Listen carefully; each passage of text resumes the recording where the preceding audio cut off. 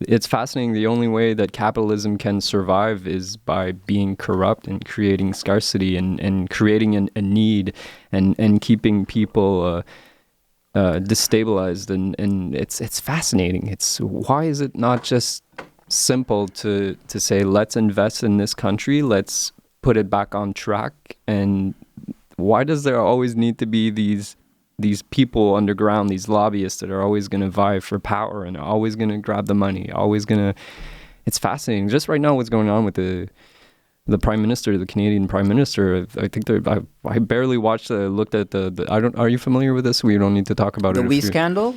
The Wee scandal. Yeah. Just that. It's like his mother received a large amount of money for speaking. I think the Clintons did the same thing, unless that was just They did it after.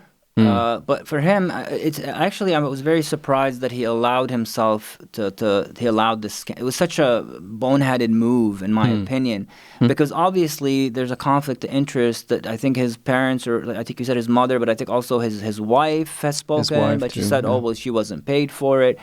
And he was saying, well, it's the only charity or whatever that can do this job, and it's just not true, and it's a massive contract. Yeah, I think it's a real error in judgment, especially coming after the SNC Lavalin corruption scandal, which was the reason, maybe some would argue, why he lost his majority government and fell into a minority government, where some of those officials were accused of bribing Libyan officials for contracts or something, and he had gone to his Minister Raybould, I think her name was, Wilson Raybould, that she called them veiled threats and sustained pressure.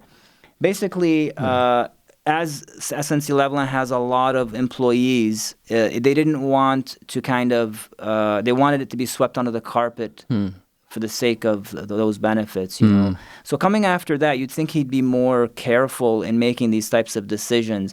And clearly the government, the Conservatives, the opposition is calling for him to step down.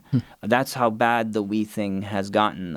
So it's a very big mistake. It could be a career ender. It could be the kind of thing where the pressure builds up so much that he loses the next election, which is, when is that going to happen? Is that going to be like in a year from now? We're already, we just had one, Welcome to the Ericzone podcast. Please go have a look at the YouTube. Please like the Facebook page. Content creators, they need your vote of confidence. They need your likes and your shares. So thank you very much.